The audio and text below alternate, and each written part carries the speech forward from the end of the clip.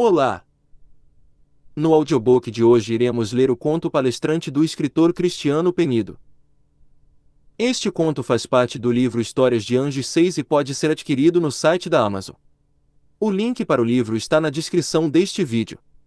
Lembramos que todas as semanas, por tempo limitado, o autor disponibilizará uma versão e-book de um dos 7 livros dessa coleção para ser baixado gratuitamente no site da Amazon.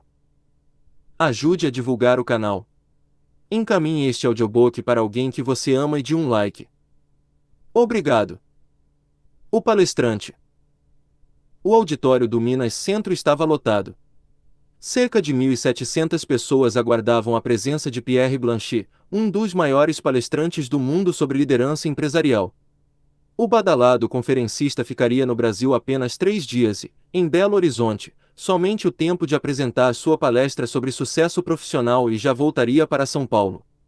Os ingressos foram vendidos por $200 e a procura havia sido tanta que se esgotaram poucas horas depois de terem sido disponibilizados na internet. Pierre Blanchet começou a falar, pontualmente, às 20 horas de uma terça-feira. Bonjour, disse ele, em francês. Uma equipe de tradutores iria fazer o trabalho de converter sua fala para o português. A plateia respondeu em coro. Bom dia. Vocês estão me entendendo bem? Sim. Responderam todos. Acho que o que vocês disseram foi um sim, falou ele, brincando com o público. Pois bem, meus amigos. Fico contente em ver este auditório assim tão cheio. É sinal de que eu vou receber um bom dinheiro.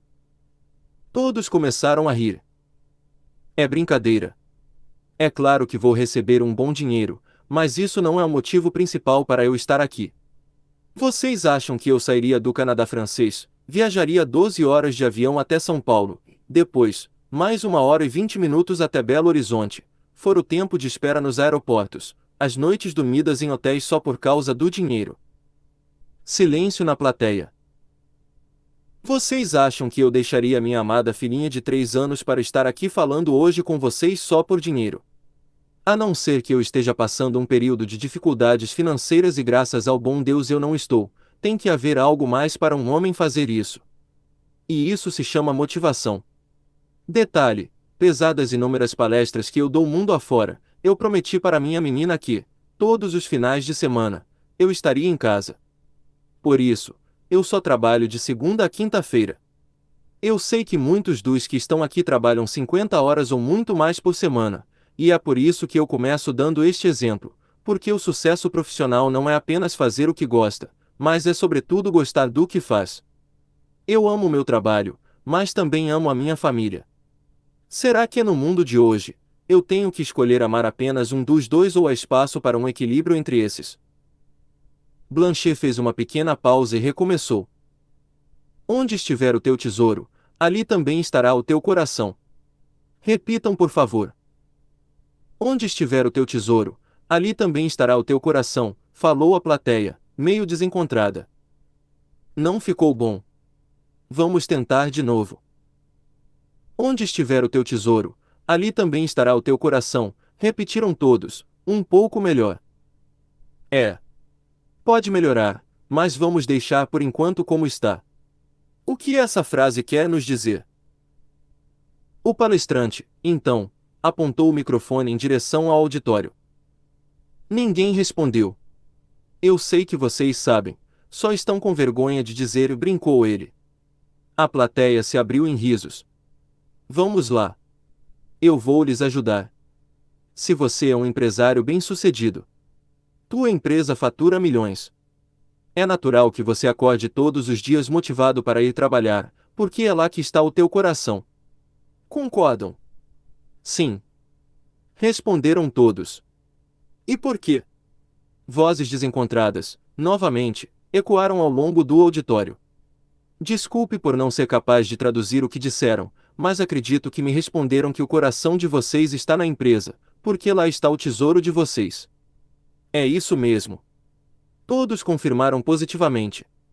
Muito bem. Estou vendo que a barreira da língua não será um problema. Todos riram novamente.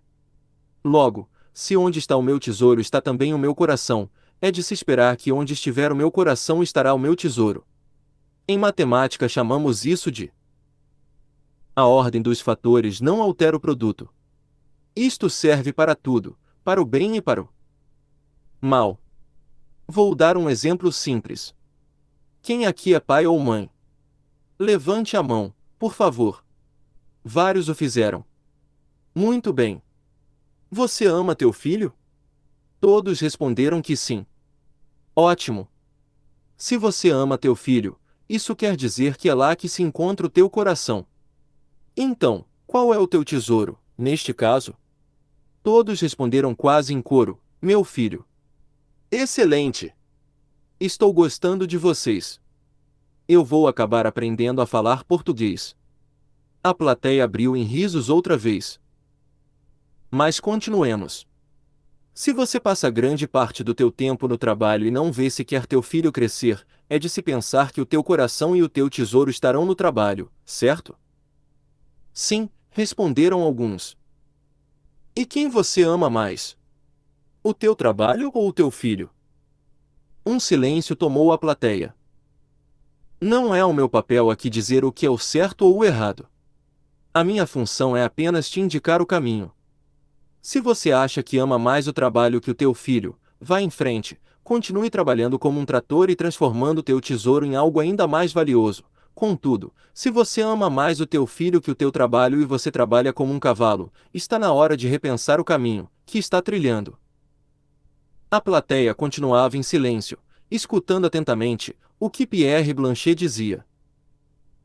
Ah, mas eu não tenho escolha. Eu preciso trabalhar muito para dar conforto para minha família, falou o palestrante, em seguida, fazendo uma pausa. Será? Todos nós temos escolhas. Sempre, outra pausa. Você já perguntou para o teu filho o que ele prefere mais? Uma casa com piscina e o pai longe ou uma casa sem piscina com o pai ao seu lado brincando com ele de pique-esconde? Até que se prove em contrário, a vida é uma só. O teu filho só terá 3 anos uma única vez. Se você perder este momento, não será possível voltar no tempo. Contudo, se ele ainda está vivo, ainda é possível ajustar o teu tempo para ficar mais com ele. Isto serve para filhos, esposas e maridos, pais, amigos e até para Deus. Nós somos o resultado das escolhas que fazemos. O auditório permanecia em silêncio, meditando no que o palestrante falava. Ah, mas eu vim para uma palestra sobre sucesso profissional e este cara aqui, falou Pierre Blanchet, apontando para si mesmo, está me dizendo para eu trabalhar menos e viver mais com as pessoas que eu amo. Eu devo estar na palestra errada. Todos riram de novo. Como eu disse, o meu papel não será decidir por você. Cabe a mim apenas abrir tua mente para alguns fatos, e o que eu quero dizer aqui é que é possível encontrar um equilíbrio entre esses dois mundos. Como eu faço isso? É simples.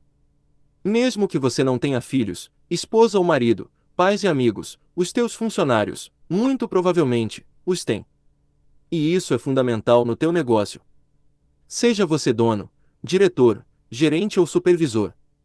Saiba, o teu empregado deixou alguém que ele ama para estar 8 horas do dia, ou mais, trabalhando para você. Ser grato deve ser o mínimo que você deveria fazer como gestor. E de que forma? Aumentando o seu salário ou lhe permitindo um dia ou outro sair mais cedo para assistir ao jogo de futebol do seu garoto. A plateia continua escutando e digerindo cada palavra que Blanchet dizia. Entendam. Se o teu funcionário passa dificuldade financeira, ele vai preferir o aumento de salário, mas se ele tem uma vida financeiramente equilibrada, é certo que assistir ao jogo de futebol do seu filho será visto como muito gratificante para ele. Você pode combinar os dois, também.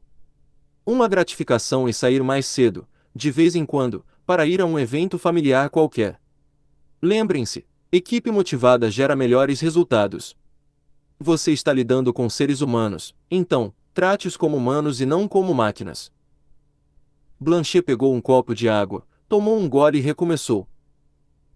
Há empresários que obrigam seus supervisores a trabalharem vários finais de semana seguidos, sem nenhuma folga. Ah, mas eu pago a hora extra deles. Ah, é? E quem paga o custo intangível de tempo que ele deixou de estar com as pessoas que ele ama? Ou mesmo, aonde você acha que ele vai encontrar forças e motivação para trabalhar 10, 12, 14 horas ou mais por dia durante vários dias seguidos? Nesse ritmo, na primeira oportunidade, ele vai embora. O auditório seguia calado. Você pode dizer: em minha empresa eu faço tudo isso e ninguém pede demissão. Eu já trabalhei em uma empresa assim. Eu fiquei lá 6 meses e os meus colegas de trabalho devem estar lá, até hoje. E por quê? Porque a maioria não possuía qualificação para arriscar trocar de emprego. Por isso, iam suportando. Contudo, isso tinha um preço. A produtividade era baixa e a inovação era quase zero. Na prática, a empresa estava perdendo vendas. Lembre-se, se você contrata pessoas inferiores a você, você está criando uma empresa de pessoas pequenas. Pierre Blanchet tomou outro gole de água. Há um outro ditado que diz assim: quem não sabe se controlar é tão sem defesa quanto uma cidade sem muralhas. Repitam, por favor. Quem não sabe se controlar é tão sem defesa quanto uma cidade sem muralhas. Excelente! Eu sei que, nos tempos atuais, uma cidade cercada por muros, por todos os lados, não é mais garantia de segurança. Aviões e mísseis poderiam atingi-la facilmente, contudo, procurem compreender o contexto dessa frase, mesmo porque, essa foi escrita há mais de 2000 anos. Blanchet fez uma breve pausa respiratória. Mas o que isso quer dizer? Vou dar um exemplo meu, que irá ilustrar bem isso. Eu, quando era menino, era muito explosivo. Sou até hoje, contudo, eu deixo o meu leão interior bem amarrado, mas nem sempre foi assim. Quando alguém me ofendia, eu já começava a gritar e a bravejar como um animal selvagem. Em alguns casos, eu saía até mesmo aos tapas com o meu opositor. Com o tempo, eu fui percebendo que essa maneira de resolver o problema só estava me afastando das pessoas boas e as minhas atitudes emocionais me levavam para situações perigosas. Eu me lembro que em uma das brigas, eu tinha uns 9 anos, eu peguei a cabeça do meu colega e a bati diversas vezes contra a parede. O auditório em peso começou a murmurar, chocado. Eu sei que isso pode ser um pouco assustador, entretanto, eu era menino e tinha visto isso em um filme. Quando percebi, estava repetindo na vida real, sem ter a menor ideia das consequências. Graças ao bom Deus, aquela parede tinha problemas de infiltração e os tijolos e a argamassa estavam todos podres. Ao fazer isso, eu bati a cabeça do infeliz contra uma superfície relativamente macia. Caso contrário, eu teria matado aquele garoto e minha vida teria seguido um rumo bem diferente, e muito provavelmente, eu não estaria aqui falando com vocês hoje. Pergunte a qualquer delegado de polícia o número de casos que ele trata ligados a crimes de pessoas comuns que, em um momento de crise nervosa, foram longe demais. São os crimes passionais. Leve pausa. Mas Blanchet, o que isso tem a ver com o sucesso profissional? Perguntou o palestrante a si mesmo. Tudo, meus amigos. Tudo. Levante a mão, por favor, quem aqui, em um momento de cólera, já não destratou um funcionário e, depois, se arrependeu? Vários levantaram as mãos. Estão vendo só, apontou Blanchet para a plateia. Vocês, empresários, são humanos também. Podem ter um dia difícil e descarregar em um empregado. Não deveria, mas acontece depois, vem o arrependimento. E pior, não se arrependem. Vários riram. É verdade. Vocês no Brasil tiveram um período longo de escravidão, que durou quase 400 anos. Podem não perceber, mas este comportamento escravocrata ainda está embutido, culturalmente, nessa sociedade. Um bom exemplo disso é a maneira com que tratam as empregadas domésticas.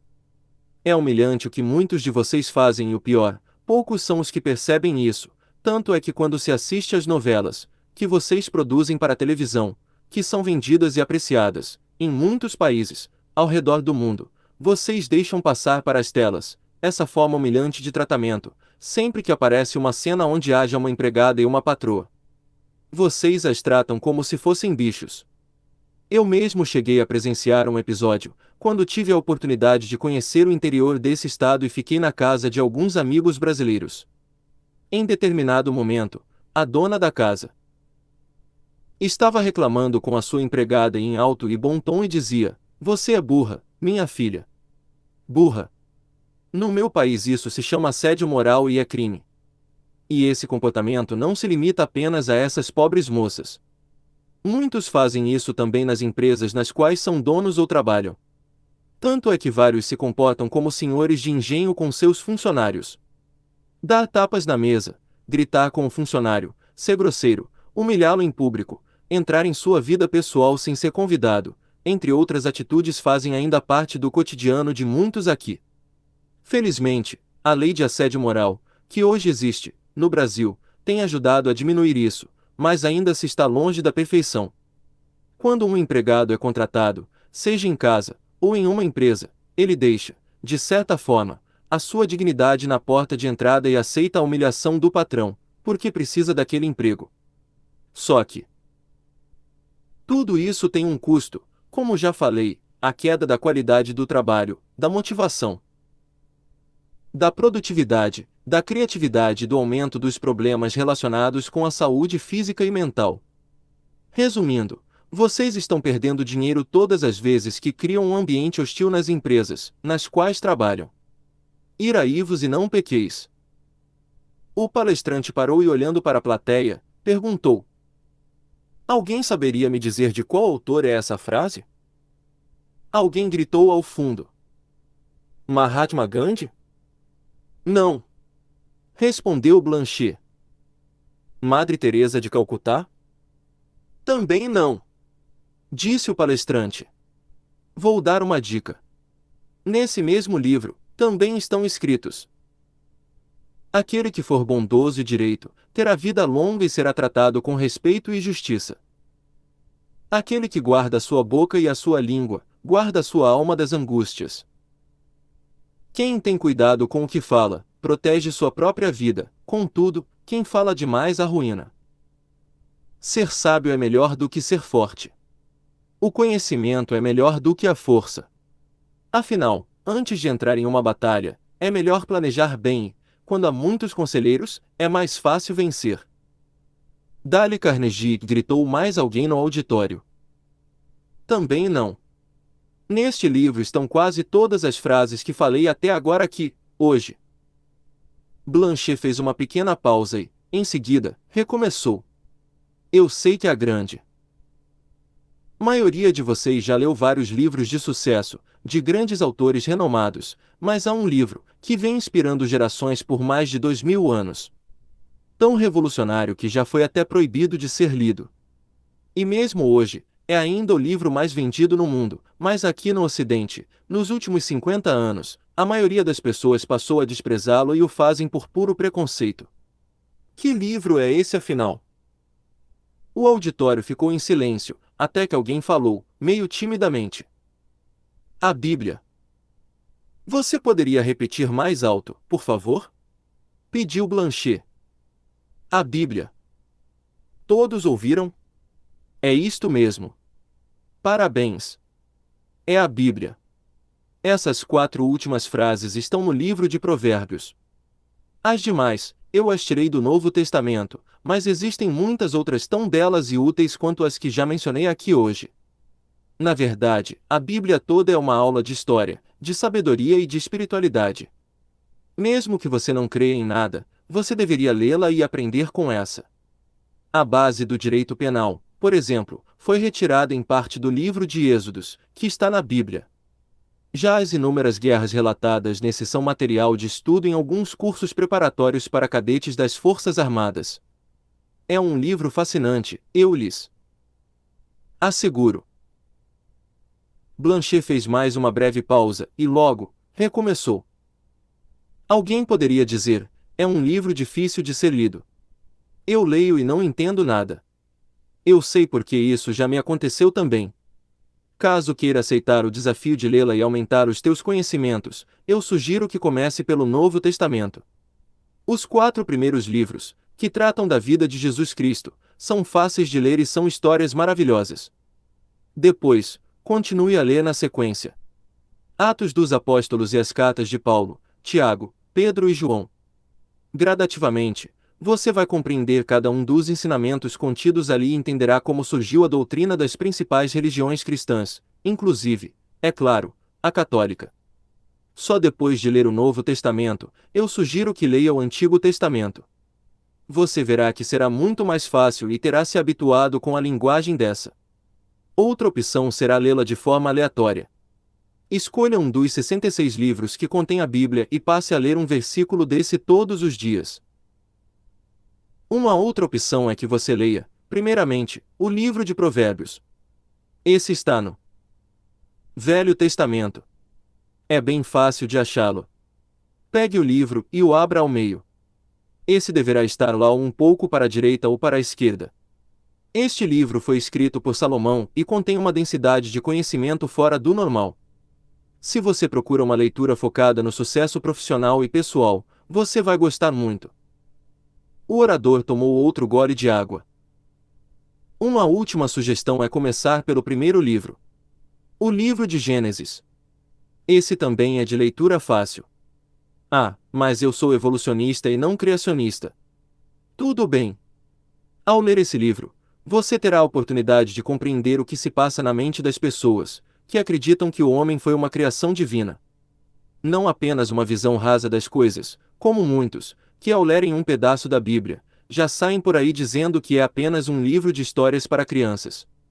Eu estou lhe oferecendo a oportunidade de aprofundar os teus argumentos evolucionistas conhecendo o ponto de vista dos que se opõem às tuas ideias. Ao fazer isso, você sairá mais convicto do que acredita, ou descobrirá que há muito mais coisas entre o céu e a terra que a tua vã filosofia consegue explicar. Parte do auditório abriu em risos. No entanto, isso daqui é uma palestra sobre sucesso profissional e não um culto evangélico, não é mesmo? Mas como eu posso falar em sucesso sem falar em prosperidade? E como eu posso falar de prosperidade sem falar em Deus? Vivemos em uma época em que é cafona, fora de moda e brega falar dele. Contudo, até 2020, o chefe de Estado da maior economia do mundo, o presidente dos Estados Unidos, em todos os seus discursos, falava de Deus e terminava o seu pronunciamento dizendo: Deus abençoe a América. Os nossos avós falavam abertamente dele, e de repente, ficamos com vergonha de citar o seu nome e sermos taxados de antiquados, retrógrados e até mesmo de fanáticos. Saibam, só existe duas maneiras de se prosperar nessa vida. Ou fazemos um pacto de amizade com Deus ou fazemos com o diabo. A plateia ficou chocada. Vocês devem achar que eu estou brincando, mas é sério. Não existe outro caminho. Mesmo que vocês não façam, de maneira formal, esse pacto do mal, quando vocês trapaceiam, roubam, exploram e maltratam o seu semelhante, vocês acham que estão servindo a quem? Não se ouvia um único som naquele anfiteatro. Todos estavam mudos agora. Quantos de vocês creem em Deus aqui? Levantem a mão, por favor. A grande maioria ergueu um dos braços. Ótimo! Agora quem entre vocês orou hoje antes de sair de casa? Apenas 8 pessoas levantaram as mãos entre um total de 1.700 pessoas. Vocês vieram para uma palestra de sucesso profissional e querem ver a prosperidade em suas vidas, mas são incapazes de conversar com a pessoa que pode tornar tudo isso possível. Se Deus não quiser abençoá-los, e Ele quer, em vão será a força do teu trabalho. Ponham isso na cabeça, mas para receber a prosperidade dele, é preciso, no mínimo, pedir. Ao fazê-lo, você define claramente o que deseja e passa a mentalizar, diariamente, para onde pretende ir.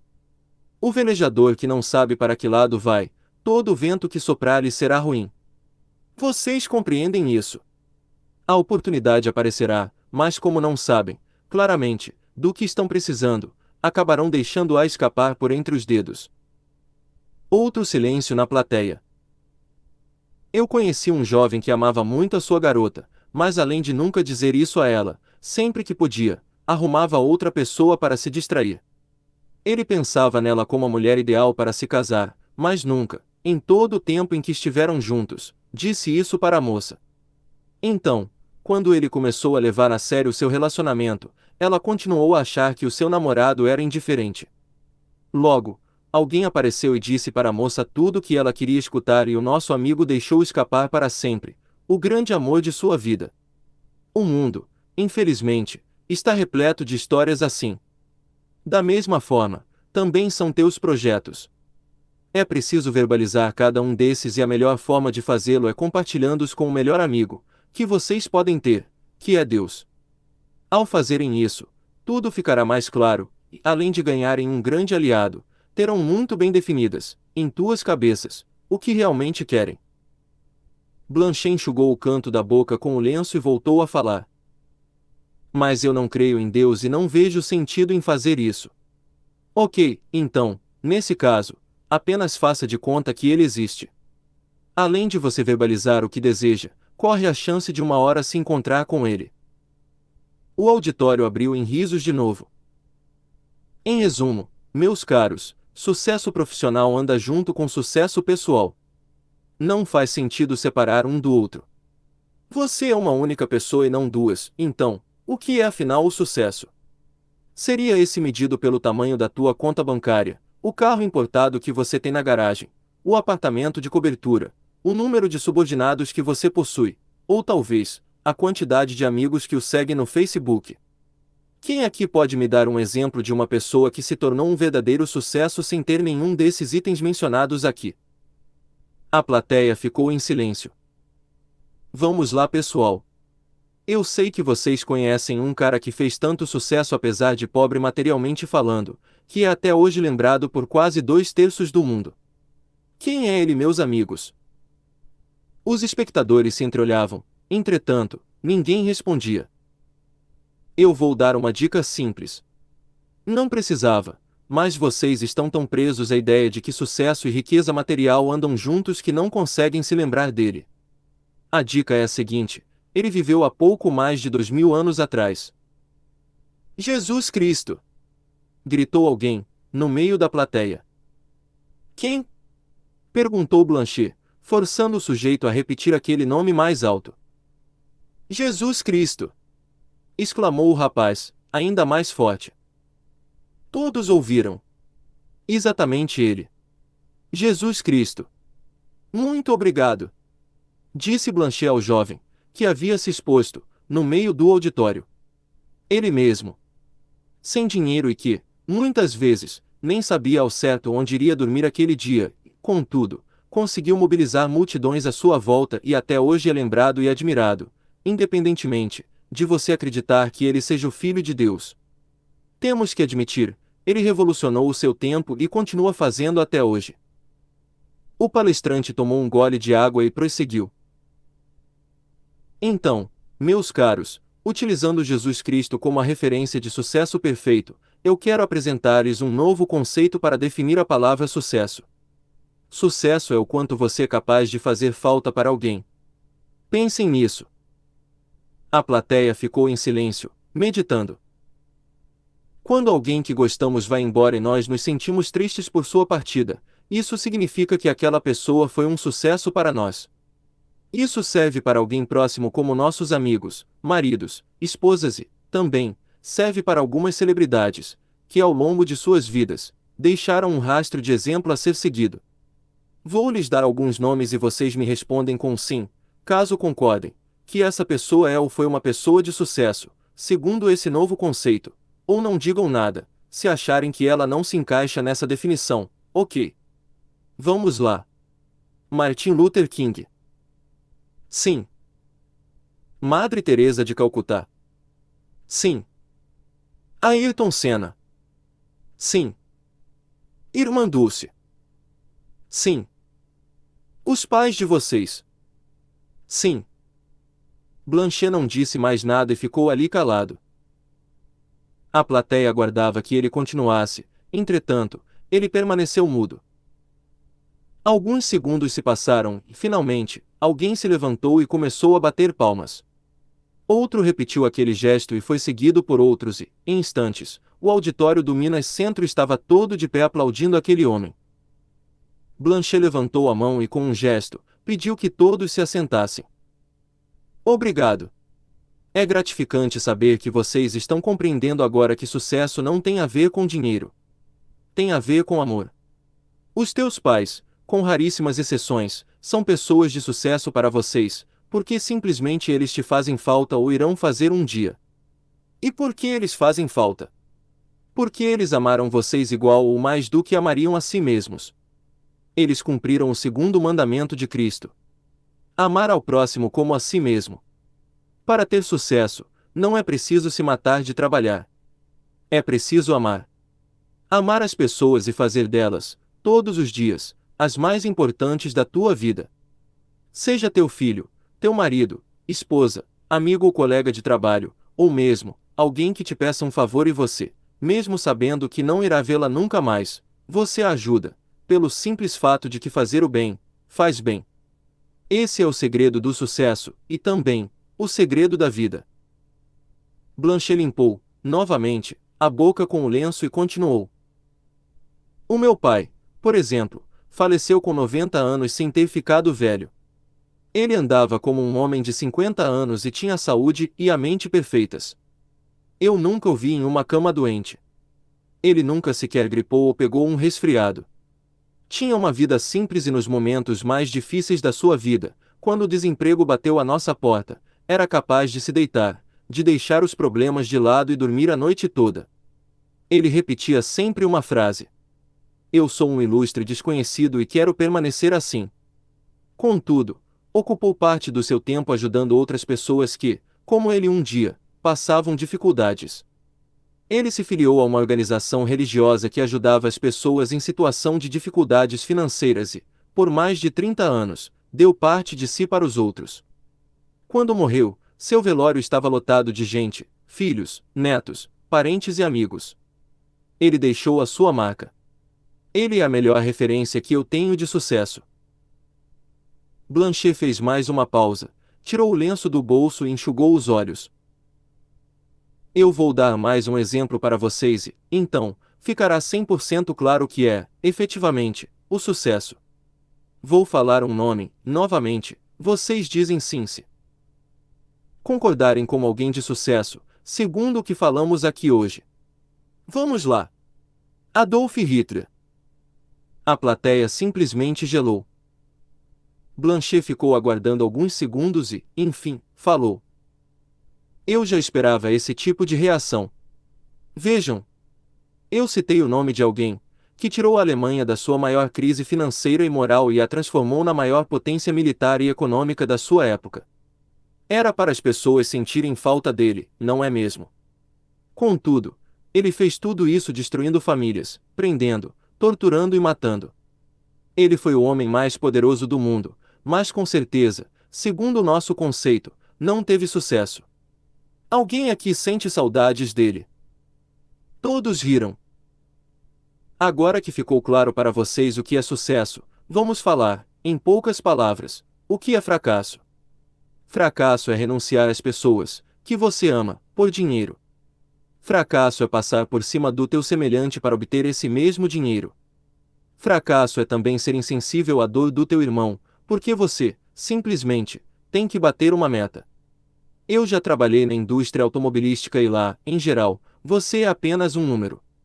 Se estão vendendo bem, eles te contratam. Se para de vender, eles te mandam embora no dia seguinte. Lá, se um parente teu morre, eles só te avisam ao final do expediente, para não atrapalhar a produção.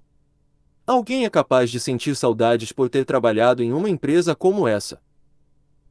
O auditório riu e as pessoas, girando a cabeça de um lado para o outro, responderam não. Agora, eu só queria que vocês pensassem uma última coisa. Se vocês passam um terço da vida de vocês no trabalho, é possível fazer desse ambiente um pouco mais humano ou a solução será sempre sugar mais e mais o funcionário? Eu vou dar um exemplo. Eu trabalhava em uma empresa em que eu ia de segunda a sábado e, às vezes, no domingo também. Contudo, eu amava trabalhar lá. Apesar de me considerar uma pessoa automotivada, eu tinha um diretor que se tornou uma referência para mim. O seu nome era Thales. Sempre que eu batia a meta da empresa ou fazia algo diferente, ele me chamava, em sua sala, e dizia: vá jantar com a tua esposa e traga a conta para eu pagar. O que significava aquele gesto? Significava que quando eu estava jantando com a minha mulher, ela estava orgulhosa do meu trabalho e eu também. Era muito gratificante aquilo. Eu aprendi e comecei a fazer isso com a minha equipe também. O que conseguimos com esse gesto simples? Pessoas comprometidas com a empresa, porque se sentiam respeitadas e valorizadas, enquanto profissionais e como gente. Um detalhe importante. Todos os dias, antes de começar o trabalho, esse diretor lia um trecho da Bíblia e, só então, começava o seu expediente. Pensem nisso. O palestrante falou mais algum tempo sobre sucesso profissional e continuou a usar a Bíblia como referência. Ao final, todos o aplaudiram de pé e ele, em seguida, voltou para São Paulo. Outra palestra, no dia seguinte, o aguardava. Blanchet carregava sobre sua cabeça as bênçãos do Criador, porque não tinha vergonha de falar dele. Por onde passava, todos queriam conhecer aquele palestrante pregador, que, embora não fosse pastor, era capaz de falar de Deus e mostrar o verdadeiro caminho da prosperidade e do sucesso para o mundo. Se você chegou até aqui, deixe o teu like, se inscreva no canal e compartilhe esse vídeo. Obrigado.